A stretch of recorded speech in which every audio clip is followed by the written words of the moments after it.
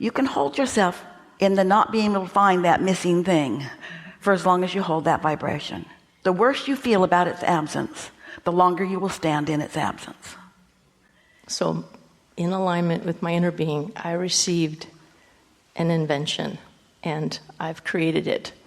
And I seem to be having difficulty getting it into the marketplace. Well, now see, all of those words, true as they may be, factual as they may be, are counter to the shift in your vibration that you're looking for.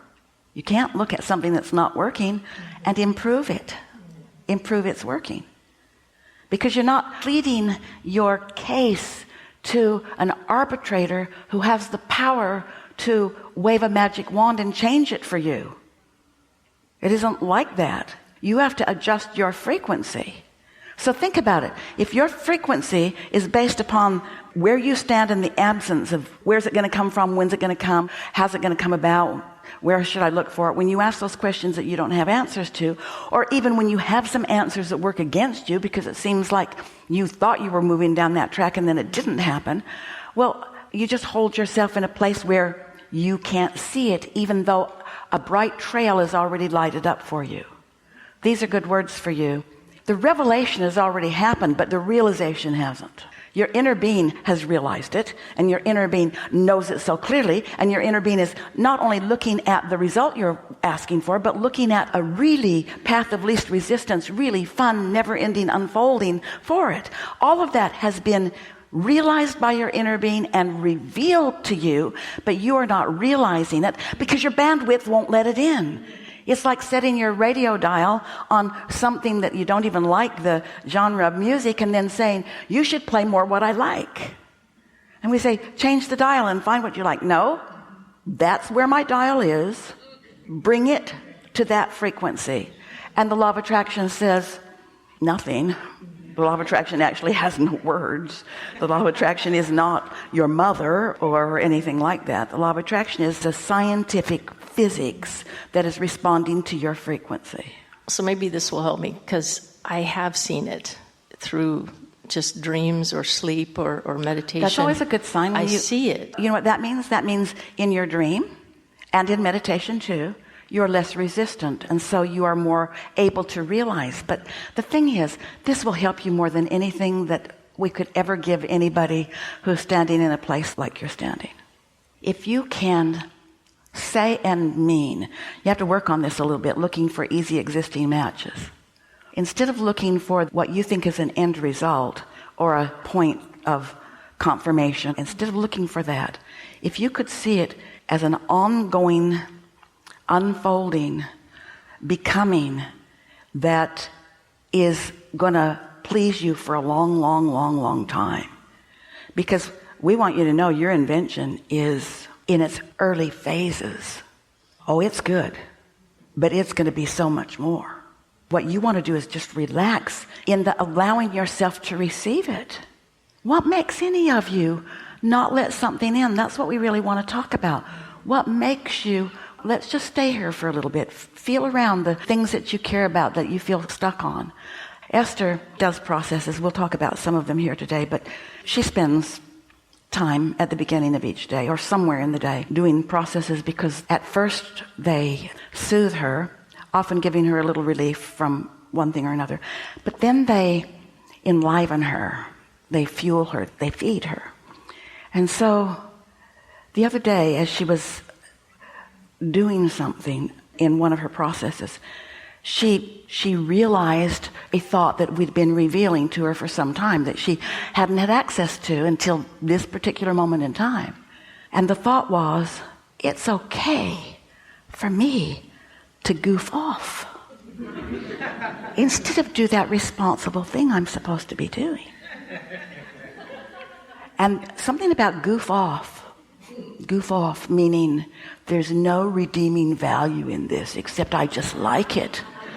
I just like it. Nobody sent you from non-physical and said, you better get it right and on time. There's none of that going on.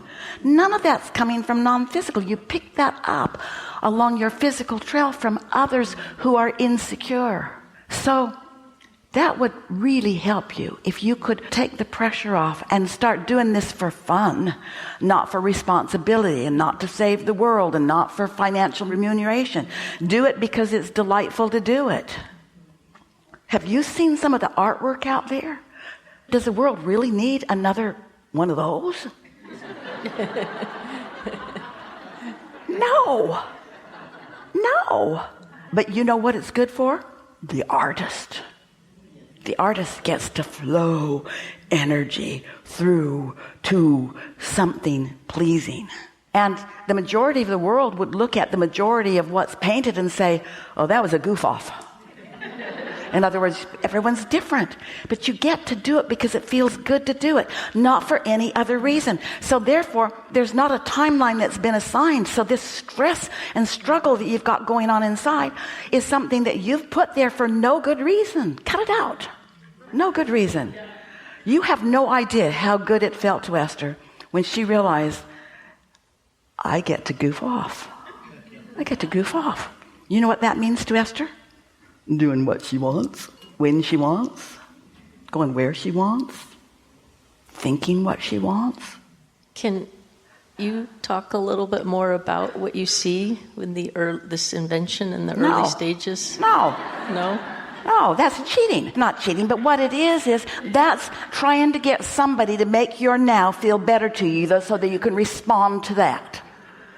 That's not you making any deliberate adjustment. That's you saying, give me the manifestation and then I'll feel good. And that's the opposite of what we're teaching. We teach get feeling good and everything that you've ever asked for, big, little, small, broad-based, for the world, for yourself, everything selfishly motivated or for the benefit of everybody. Everything that you've ever wanted comes to you when you finally get it, that you don't have to pay a price. You can't earn it. You don't earn it. You don't earn it. You just vibrationally allow it. There is no such thing as earning anything. There's just vibrationally lining up with your desires. Agreed. Yep. It's going to be fun for you. Just chill. Is that the message? Any advice on how to... Yeah, I want to enjoy it more. Well, now, see, you're really demonstrating something helpful to everybody who's watching because they're not hung up on what's bothering you. So everything we said made perfect sense to them. They moved way far forward with the discussion that you gave them the benefit of. But don't be upset that your momentum is counterproductive to your desire. Just call it goofing off. I've just been goofing off. I haven't been focused. I've just been letting myself feel like I feel. And I thought I was getting hold of it and sort of willing it to be different. I got real determined about it and everything. Well, it's time for you to just accept that you did step one and step two has been already done. And now find some things to focus upon that feel different than you feel when you focus on that. And say to your invention, I know you're coming, but I'm too hung up on you to let you come right now. I care too much about you. I've invested too much in you. I care so much I cannot find you. I know you're there. And I know my inner being knows you're there. And I know I will find you, just not today while I'm feeling like this. So I know you're not upset with me. I'm just going to goof off, which is the opposite of trying. I'm just going to goof off. So that's the message. You know what's really ironic about that? You are a goof off. You have been a goof off. You've been a rebel your entire life. You have deliberately goofed off when others didn't want you to. So this will be easy for you to do. Yeah, all right. Thank you. Very good.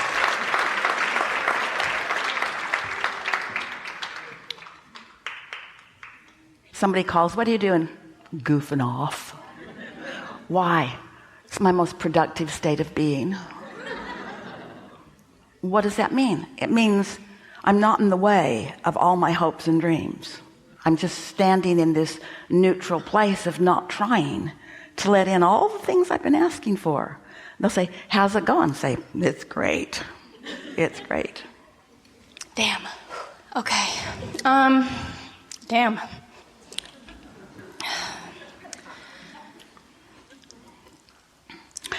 that a punctuation mark?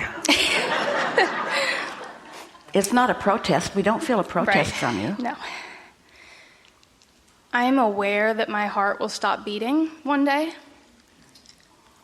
It's not going to happen while you're here.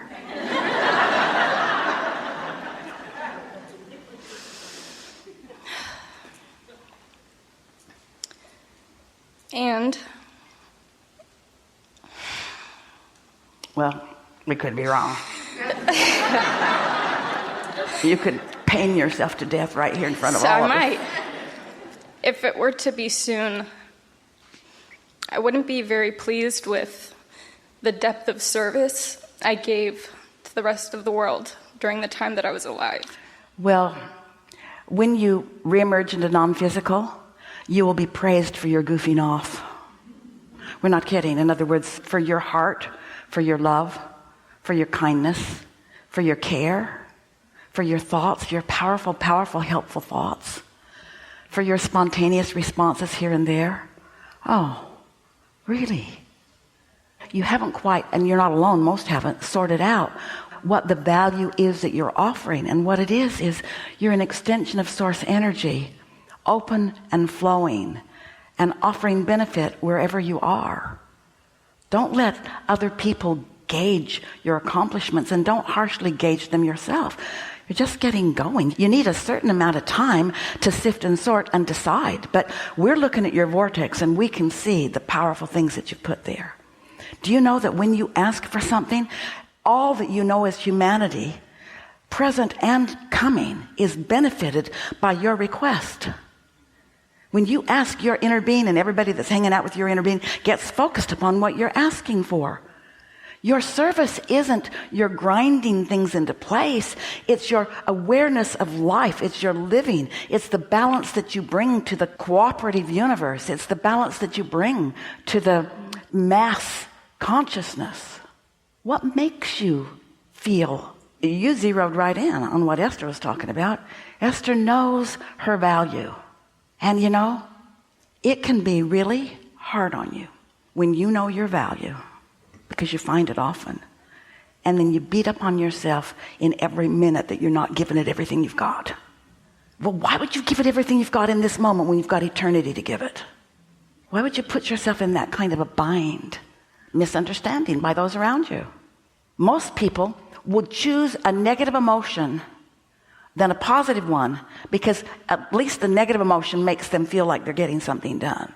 They're actually getting the opposite of what they want done, but they feel productive. And that's sort of kind of what you're talking about here. Don't get all worried about not doing unproductive things. Like service. Now we want to talk about service. Everybody that you know is pure positive energy, and blessings and well-being, we're not kidding you, is raining down around them. It is being offered to them because they all have an inner being who is advocating on their behalf. But they've been taught by paying attention to what's happening right now in terms of manifestations to believe that if things aren't going swimmingly well right now, then they must be doing something wrong. And that just isn't what's going on. Not one of you said, I'll go into a physical experience and I will give everything I've got to fix a broken world, because none of you saw the world as broken. You didn't see, this is my path, I'll clean that up, or I'll clean that up. Nobody said that. What you said was, this is it word for word. This is it thought for thought. This is what you said. I am an extension of source energy, and I will focus into this multitude of variety of, contrast of life experience. And as I live within it, and it's going to take a while, you said, I will come to find my own preferences. And then this is the most important part. You said, and then I will focus in the direction of those.